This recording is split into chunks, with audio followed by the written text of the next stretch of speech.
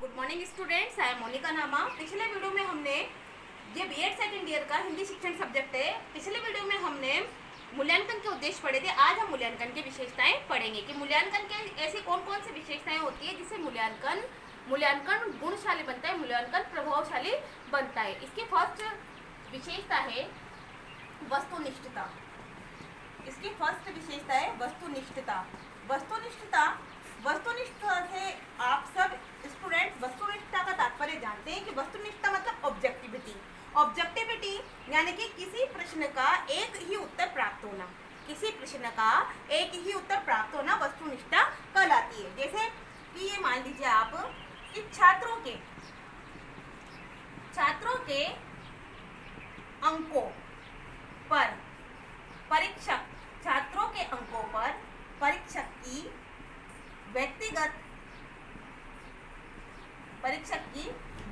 रुचि का, छात्रों के अंकों पर परीक्षक की व्यक्तिगत रुचि का कोई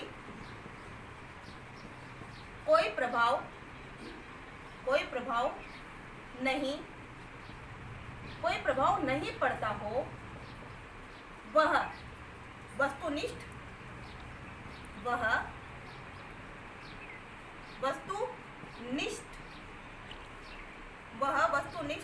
परीक्षण कहलाता है। वह परीक्षण कौन सा परीक्षण कहलाता है? वस्तुनिष्ठ परीक्षण कहलाता है। कहने का मतलब है, वस्तुनिष्ठता का मतलब ये है कि छात्रों के अंकों पर परीक्षक का जो परीक्षा ले रहा है या जो उस आंसर शीट को चेक कर रहा है उसकी व्यक्तिगत रुचि यानी कि उसकी खुद की पर्सनल रुचि का, व्यक्तिगत रुचि का कोई प्रभाव नहीं पड़ता है उसके प्रश्न पत्र पर, उसके प्रश्नों के उत्तर पर, तो वो परीक्षण वस्तुनिष्ठ परीक्षण कहलाता है। वस्तुनिष्ठ परीक्षण में प्रश्नों का एक ही उत्तर प्राप्त होता है और वस्तुनिष्ठ परीक्षण ऑब्जेक्टिव टाइप होते हैं। अवसादा वाले जो प्रश्न होते हैं उनमें एक ही उत्तर प्राप्त होता है। नेक्स्ट है सेकंड है इसका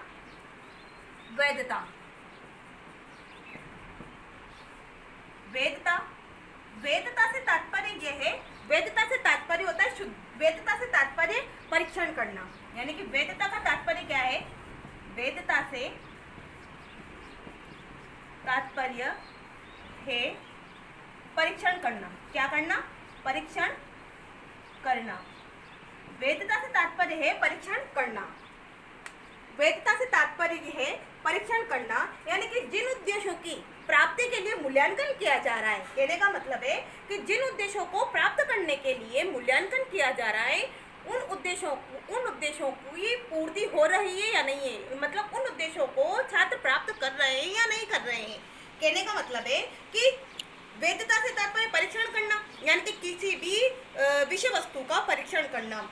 किसी भी विषय वस्तु का परीक्षण करने से तात्पर्य है कि जिन उद्देश्यों का मूल्यांकन किया जा रहा है उन उद्देश्यों की प्राप्ति हो रही है, तो ये मूल्यांकन वैध मूल्यांकन कहलाएगा। और अगर उन उद्देश्यों की प्राप्ति नहीं हो रही है तो ये अवैध कहलाएगा। वैध ऐसे कहलाएगा कि किसी भी प्रश्न पत्र के द्वारा छात्रों के उसके सटीक आंसर प्राप्त करना, सटीक उत्तर प्राप्त करना यानी शुद्ध उत्तर प्राप्त करना, एक्यूरेट उत्तर प्राप्त करना शुद्धता वैधता कहलाती है। वैधता का तात्पर्य शुद्धता से भी होता है।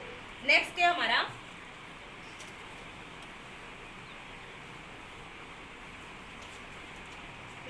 विश्वसनीयता।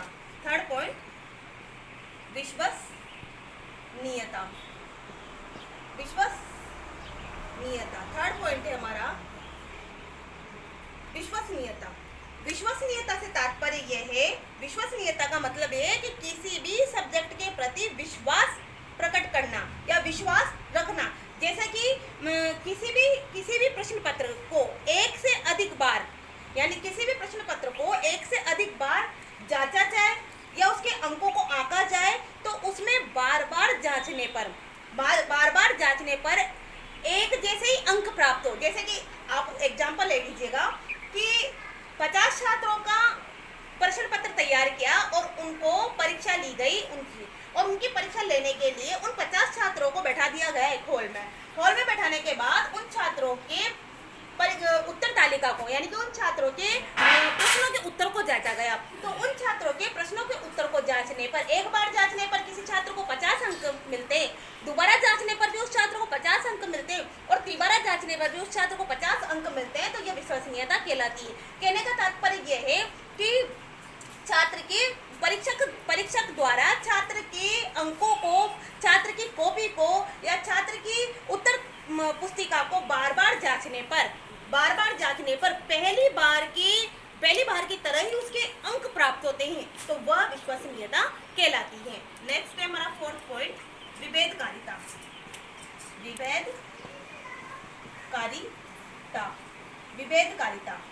विभेदकारिता से तात्पर्य आप सब स्टूडेंट्स जानते हो, आप विभेद का अर्थ जानते हो। विभेद का अर्थ क्या होता है? विभेद का अर्थ है अलग अलग करना, यानी अलग अलग करना।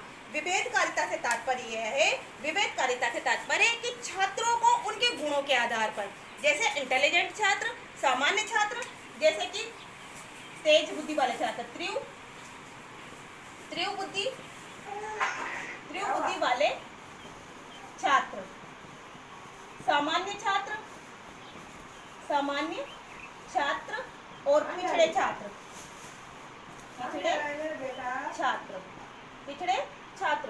कहने का मतलब है, विभेदकारिता से मतलब ये है कि ऐसा परीक्षण जिसके द्वारा तीव्र बुद्धि वाले छात्र, सामान्य छात्र और पिछड़े छात्र, इन तीनों टाइप के छात्रों को अलग अलग वर्गों में विभाजित करना, अलग अलग वर्गों में बांटना यानी उनमें भेद करना, अलग अलग वर्गों में उनको बांटना, वर्गीकृत करना, और इनके आधार पर, इन तीनों प्रकार के छात्रों के आधार पर प्रश्न पत्र का निर्माण करना, प्रश्न पत्र तैयार करना, ताकि इससे छात्रों के स्तर का पता लगे तथा प्रश्न पत्र में कठिनाई स्तर का भी पता लगाया जा सकता है। नेक्स्ट है व्यापकता। 5th पॉइंट, व्यापकता।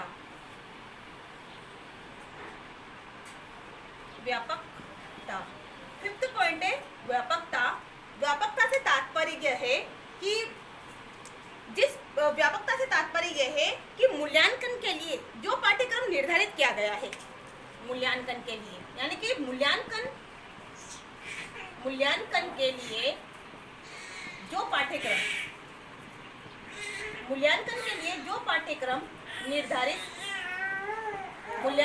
जो पाठ्यक्रम निर्धारित किया गया है उस संपूर्ण पाठ्यक्रम से प्रश्न पत्र का निर्माण करना, उस संपूर्ण पाठ्यक्रम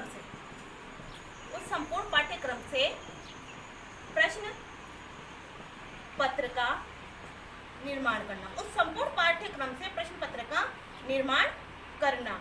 कहने का मतलब ये है इसमें व्यापकता का मतलब है व्यापक रूप से, विस्तृत रूप से, कि मूल्यांकन के लिए जो पाठ्यक्रम निर्धारित किया गया है, यानी कि मूल्यांकन करने के लिए जो पाठ्यक्रम निर्धारित किया गया है, उस निर्धारित संपूर्ण पाठ्यक्रम से प्रश्न पत्र का निर्माण करना। जैसे कि आप ऐसे समझ सकते हो कि हिंदी सब्जेक्ट है, अब हिंदी सब्जेक्ट में गद्य भी होता है, पद्य भी होता है और व्याकरण पोर्शन भी होता है, तो इन तीनों पोर्शन से प्रश्न पत्र का निर्माण करना। ऐसा प्रश्न पत्र इन तीनों पोर्शन को ध्यान में रखते हुए, यानी उस संपूर्ण पाठ्यक्रम को ध्यान में रखकर, संपूर्ण पाठ्यक्रम गद्य पोर्शन को, पद्य पोर्शन को और व्याकरण पोर्शन को, इन तीनों पोर्शन को ध्यान में रखकर प्रश्न पत्र का निर्माण करना व्यापकता कहलाता है।